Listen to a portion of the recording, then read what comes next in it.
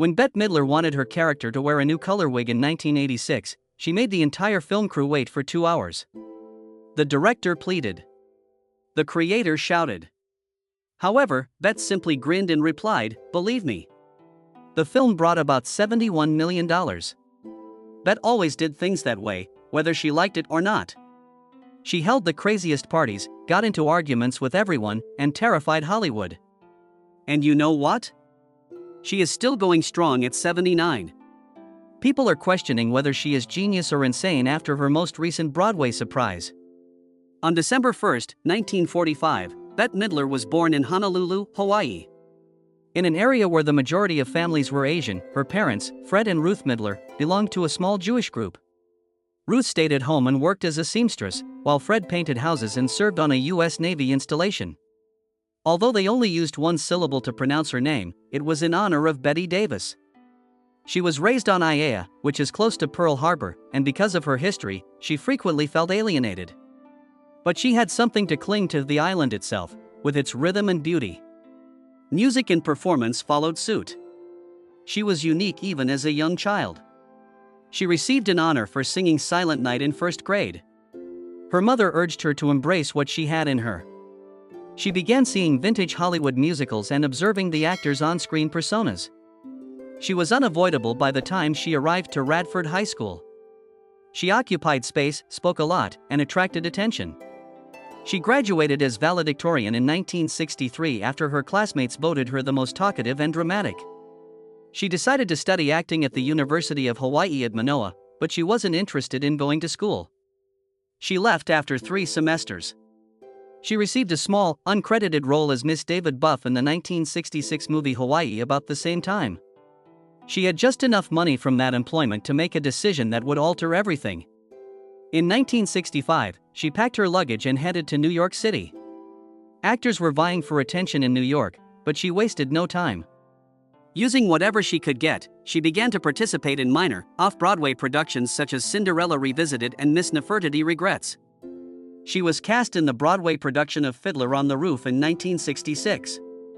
She started out as just another chorus member until rising to the position of Seitel in 1968. She continued to perform until 1970, becoming accustomed to the stage's rhythms and gaining confidence in front of the crowd. She found herself singing in the Continental Baths, a lesbian bathhouse located in the basement of the Ansonia Hotel, after leaving Fiddler on the Roof. It was alive, even though it wasn't glamorous. She sung as Barry Manilow played the piano. She was able to be loud, playful, and daring because of the crowd, which was primarily composed of guys. The humor was keen, the costumes were extravagant, and the songs were emotional. Locations like the Continental Baths served as more than just amusement parks during that time. They served as havens. And she transformed into the role that would carry her onward, the divine Miss M, on that stage. Being present was just as important to Bette Midler's success as having skill.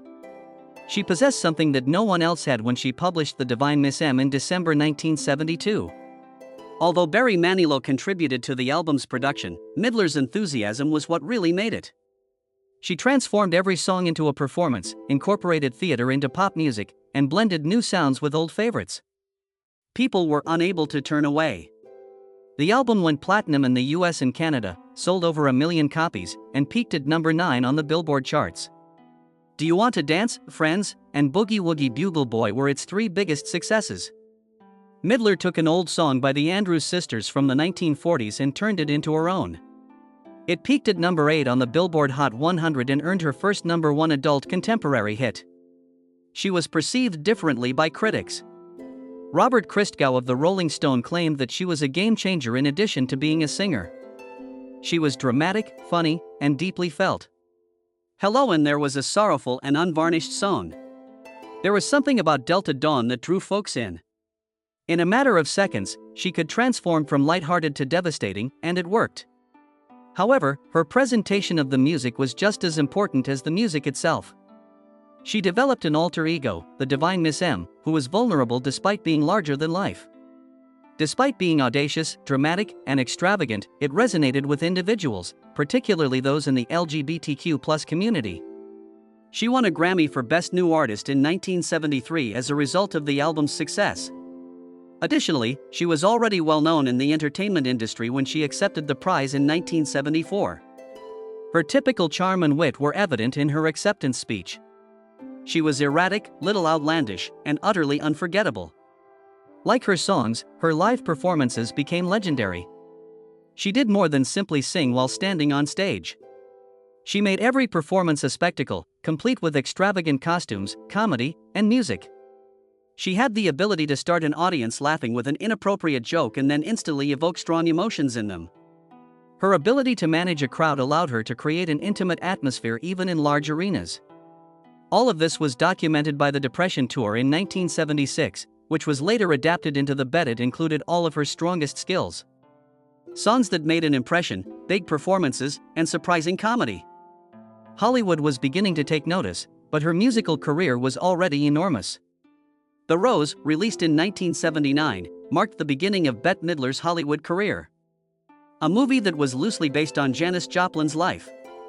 She portrayed rock sensation Mary Rose Foster, who battled drugs, stardom, and personal issues. The initial plan for the film was to depict Joplin's life directly, but the script was altered to tell a fictional tale after her family refused to give the rights. Midler gave a riveting performance. Audiences were enthralled by her unadulterated passion and commanding theatrical presence. She transformed into a rock star on screen rather than only portraying one. She received a Golden Globe and an Academy Award nomination for Best Actress for her performance. Just as memorable was the soundtrack to the movie, particularly the title track, The Rose, which became one of Midler's most well-known songs and earned her a Grammy. Although some reviewers thought the movie's depiction of celebrity was cliched, it cemented Midler's standing as a singer and actress. By the middle of the 1980s, Midler had demonstrated that she was not only a talented dramatic actor but also a born comedian. She starred in Ruthless People and Down and Out in Beverly Hills, two consecutive hits in 1986. The movie Down and Out in Beverly Hills featured a privileged family whose lives are completely upended when Nick Nolte's character, a homeless man, moves into their house. In her portrayal of the neurotic housewife, Midler delivered incisive comedy moments while maintaining her character's realism. At the box office, the movie brought in over $62 million, making it the first R-rated hit for Disney's Touchstone Pictures. She played an abducted wife who betrays her captors in the movie Ruthless People, which she starred in the same year. Her razor-sharp comedic delivery contributed to the movie's over $71 million box office haul. With these two movies, Midler became a Hollywood comedy powerhouse. In 1988, Midler played a more poignant part in the movie Beaches, which chronicled the friendship of two women that lasted a lifetime. She portrayed the aspirational musician Cece Bloom, whose relationship with Barbara Hershey's character Hillary Whitney bears the emotional burden of the movie. The film's themes of loss and camaraderie struck a profound chord with viewers, despite some critics finding it overly emotional. The soundtrack of the movie, particularly Wind Beneath My Wings, enhanced its effect. Written in 1982, the song was sung by Midler for the movie and went on to become a global smash. In 1990, it won Grammy Awards for Record of the Year and Song of the Year, and it peaked at number 1 on the Billboard Hot 100. The fact that the Beaches soundtrack went triple platinum shows how much people enjoyed the movie and its soundtrack. One of Midler's most well-known songs to this day is Wind Beneath My Wings, which is frequently connected to themes of love, thankfulness, and remembering. Was already well known for her comedic prowess when she became wildly wealthy in 1987. She was teamed with Shelley Long in the Arthur Hiller-directed comedy about two ladies who discover they are dating the same man. They band together to find him rather than fight over him, which results in a variety of crazy scenarios. The movie was a big hit, earning around $66 million globally, which was significant for an 80s comedy starring a woman. The fact that Midler was expecting at the time of filming added to her already outstanding performance. At 3 months pregnant, she began filming the film, and at 6 months, she completed it. Rather than taking it easy, she performed a lot of her own stunts, including strenuous scenarios like clambering over cliffs and falling. She used huge outfits, such as a huge orange jumper, to conceal her pregnancy. One of her spontaneous falls in front of a truck was so hilarious that the director included it in the final cut, demonstrating her comic instincts. She won the 1988 American Comedy Award for Funniest Actress in a Motion Picture because of the positive reviews she received for her performance. In addition, she was nominated for a Golden Globe for Best Actress in a Comedy or Musical. Her animated, rapid-fire speech was the ideal counterpoint to Shelley Long's more subdued performance. The movie solidified Midler's status as one of Hollywood's biggest comedy stars and improved her relationship with Touchstone Pictures. A year later, she and Lily Tomlin collaborated on the film Big Business, which tells the story of two sets of identical twins who were inadvertently exchanged at birth. While one pair lived in a small rural community, the other pair grew up in a wealthy urban area. Midler created two distinct identities by portraying both Sadie incarnations. Additionally, her outrageous comedic approach was a fantastic fit for the absurd idea of the movie. Viewers liked seeing Midler and Tomlin together, despite the conflicting reviews. Additionally, both actresses received nominations for the American Comedy Award, which Midler won for being the funniest actress in a movie. While not as successful as Outrageous Fortune, the film did make $40 million at the box office. It wasn't easy to film.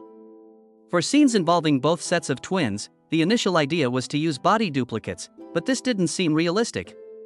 Ultimately, Midler and Tomlin took opposing actions, utilizing deft editing and camera work that gave the impression that they were in the same scene twice. Big Business didn't receive much praise from critics at the time, but it has since developed a cult following thanks to its absurd humor and Midler's ability to portray two distinct personas in one movie. Midler played a completely different character in 1993 when she played Winifred Sanderson in Hocus Pocus. Three witches who returned to contemporary Salem and wreaked havoc on Halloween night were the subject of the movie. She co-starred with Kathy Najimy and Sarah Jessica Parker, who together made up one of the most recognizable witches in film history. Midler's performance was a blend of pure mischief and theatrical comedy. Her performance during a Halloween party, where she mesmerized the audience into dancing until they passed out, stands out as one of the most memorable events. Her ability to combine humor with a jaw-dropping musical piece was flawlessly displayed in this scene. Despite receiving negative reviews at its initial release, Hocus Pocus went on to become a beloved Halloween classic. With a $28 million budget, it initially brought in $48 million at the box office. Later on, though, home video sales, TV reruns, and merchandise brought about its true success. Winifred Sanderson is one of Midler's all-time favorite roles, as she has frequently stated. And her nasty, funny performance is still praised by fans decades later. She then co-starred with Diane Keaton and Goldie Hawn in The First Wives Club in 1996. Three women who had been abandoned by their affluent husbands or younger women were the subjects of the movie. They demonstrated that age and expertise were their greatest assets by banding together to exact revenge rather than disintegrating. Brenda, portrayed by Midler, was a tough, sardonic single mother who had assisted her husband in creating a prosperous company but was later shunned. Her lines were among the funniest in the movie. And the film was enhanced by her chemistry with Hawn and Keaton. They actually got along off-screen, which is why their friendship felt so genuine on-screen. Despite having a minimal budget, the film made $181 million worldwide and opened at the top of the box office. It also demonstrated that Hollywood might be dominated by female-led comedy by helping to rekindle the careers of its three main ladies.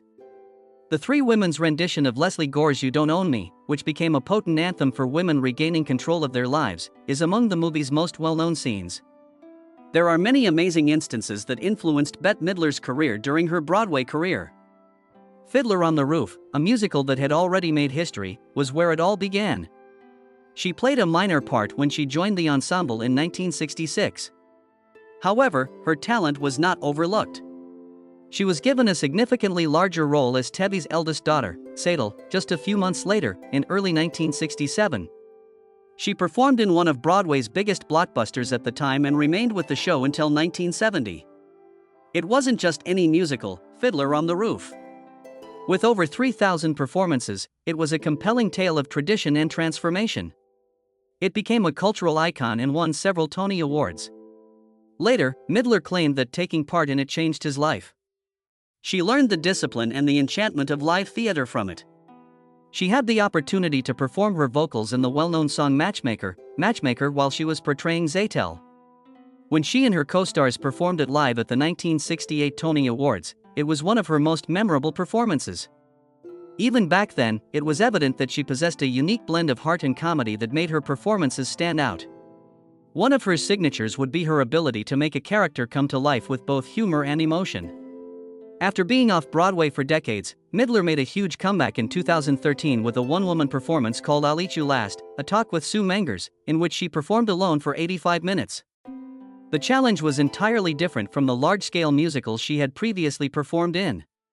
Sue Mengers, a shrewd, strong Hollywood agent who was both funny and threatening, was the subject of the piece. Audiences adored the character because Midler played it with the ideal amount of humor. In just 8 weeks, the show's success allowed it to recoup its whole expenditure.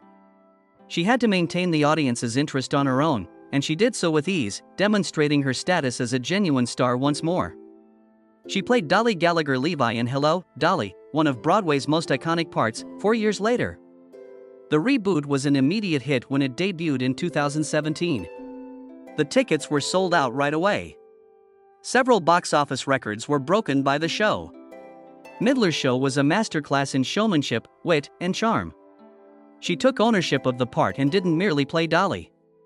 She was the subject of incessant praise from critics. She also took home the Tony Award for Best Actress in a Musical in 2017. The Tony was her first competitive win, despite the fact that she had been a Broadway legend for decades.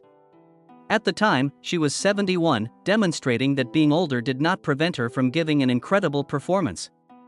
Although she left Hello, Dolly in early 2018, she came back for the last few weeks before the show's August closure. Despite the role's physical demands, she thoroughly enjoyed it. In retrospect, she referred to it as one of the most fulfilling moments of her professional life. Midler's voice, stage presence, and audience connecting skills have always been the defining characteristics of her Broadway career. She is renowned for her ability to swing between strong ballads and humorous moments with ease, and her vocal range extends over 2.5 octaves. Martin von Hazelberg and Bette Midler were wed on December 16, 1984. Their love story is unique in a world where Hollywood marriages frequently fail. It was unconventional and unplanned, but it persisted. Nothing happened when they first met in 1981 while attending a performance in Los Angeles. At a club 2 years later, fate brought them together once more. Von Hazelberg was slow even then. It took him a whole year to finally pick up the phone and give her a call. When they did begin dating, things happened quite quickly. 6 weeks later, they rushed to Las Vegas and married at the Starlight Chapel at 2 a.m. in a ceremony that cost $45 and was performed by an Elvis lookalike. Until the chapel stumbled upon and shared their wedding photos decades later, they didn't even have any. Despite their impetuous start, they remained committed. They put a lot of effort into creating a solid foundation, retaining their sense of humor while learning to give each other space. Because von Hazelberg snores, Midler frequently jokes that one of their secrets is sleeping in different bedrooms. Not everything was simple. They had a lot of disagreements in the beginning. Von Hazelberg was more quiet, while Midler was brash and brassy. Many tense conflicts resulted from their differences, but all changed in 1986 with the birth of their daughter Sophie. Family took precedence. In order to finance Midler's rigorous schedule and raise their kid, von Hazelberg even quit his job as a commodities trader. But he was more than a silent supporting character. He established his own artistic career as a performance artist with the Kipper Kids before entering the family sphere. Above all, however, Midler claims that by teaching Sophie useful skills like cooking and foreign languages, he became the best father who has ever lived. They learned to compromise, which allowed their relationship to weather all the ups and downs. Midler acknowledges that it was difficult for her to listen and let go of little disagreements, but it was essential. The Netflix series focused on the brutal game of politics, ambition, and backstabbing. In the second season, Midler took over as Hadassah Gold, a shrewd and unafraid political operative who understood the system inside and out. She wasn't by herself. As part of a formidable team managing a contentious state senate contest, Judith Light joined her. The show's scathing humor was well known. Midler, however, had something special. She demonstrated that women over 70 could still rule the screen by making her character strong in addition to being humorous. Her performance was praised by both fans and reviewers, and it soon became one of the season's most talked about moments. She had an entirely different character in The Glorious just a year later. She wasn't portraying a fictional character this time. She was following in the footsteps of Bella Abzug, a legendary feminist and real-life congresswoman who fiercely and passionately advocated for gender equality. Alicia Vikander and Julianne Moore played multiple incarnations of Gloria Steinem in the movie, which chronicled her life. Bella wasn't merely a historical figure, thanks to Midler. Her large-than-life energy, personality, and attitude made her unforgettable. Critics lauded how effortlessly Midler captured Abzug's bold personality on screen in the Sundance premiere and Amazon Prime Video release. Midler returned to entertaining audiences in 2024 with The Fabulous Four, a comedy about enduring friendships and second chances. She portrayed Marilyn, a woman who announces her impending marriage to her old pals, shocking them. Only a few months after her husband's death. The film, which was set in Key West, had heart, humor, and a fantastic ensemble that included Megan Mullally, Susan Sarandon, and Cheryl Lee Ralph. In a memorable moment that harked back to their long-standing friendship, which began when Ralph was a Broadway dream girl, Midler and Ralph even played I Can See Clearly Now together. The movie demonstrated that stories about elderly women could still be as entertaining and vibrant as any blockbuster, and fans adored seeing these icons together on screen. Both fans and critics are excited about Bette Midler's potential comeback to Broadway in May. It may be a fantastic capstone to her already illustrious career if it occurs. She recently performed on Broadway in Hello, Dolly! In 2017, where she wowed audiences and brought home a Tony Award. She has now made references to playing Mame Dennis in Jerry Herman's well-known musical. She described the soundtrack as fantastic in a recent interview and said she would love to perform, but she also said that live theater would be quite difficult for someone her age. Despite this, many continue to imagine what a Midler-led Mame renaissance may entail. She was a phenomenon during her time as Dolly Levi, not merely a success. The performance brought in the largest advance ticket sales in Broadway history and broke box office records at the Shubert Theater. Her ability to make a beloved character feel completely new by fusing genuine emotion with brassy humor won praise from critics. Mame seems like the ideal next step because of this.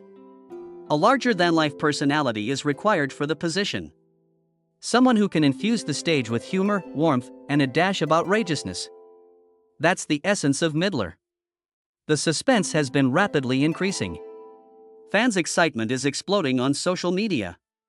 Broadway insiders are already making assumptions about how she would reinvent a character that was made famous by Lucille Ball in the 1974 movie and Angela Lansbury on stage. Some others are imagining how she would alter some of Mame's most well-known songs, such as If He Walked Into My Life and We Need a Little Christmas. She would undoubtedly give the role something new, humorous, and profoundly poignant. Bette Midler is one of the most popular vocalists of her generation, having sold over 30 million albums worldwide. Among the many accolades she has received over her music career are 3 Grammy Awards. She was awarded Record of the Year for Wind Beneath My Wings in 1990, Best New Artist in 1973, and Best Female Pop Vocal Performance for The Rose in 1981. She became well known in acting in addition to music, receiving nominations for 2 Academy Awards for The Boys and The Rose. She also received Golden Globes for both performances. With 3 Primetime Emmys, including one for her moving goodbye performance on Johnny Carson's Final Tonight Show, she made television history. Additionally, she did more than just show up on Broadway, she dominated. She received a Tony Award for Best Actress in a Musical for her role in the 2017 production of Hello, Dolly! She has also received the Sammy Cahn Lifetime Achievement Award from the Songwriters Hall of Fame and a Kennedy Center Award, demonstrating that her impact is not limited to a single medium. She was raised by working-class Jewish parents in Honolulu and never let any setbacks stop her from establishing her career. Although she was influenced by artists such as Judy Garland and the Andrews Sisters, she took sure to create her own style, which would later serve as an inspiration to innumerable other artists. Adele and Lady Gaga have both acknowledged her as an inspiration, praising her ability to blend intense emotion with theatricality. However, Midler is more than just a performer. Her platform has always been used for greater good. She is an ardent supporter of LGBTQ+ rights and environmental causes. And her rehabilitation initiative in New York has contributed to the conversion of dilapidated urban areas into flourishing community gardens.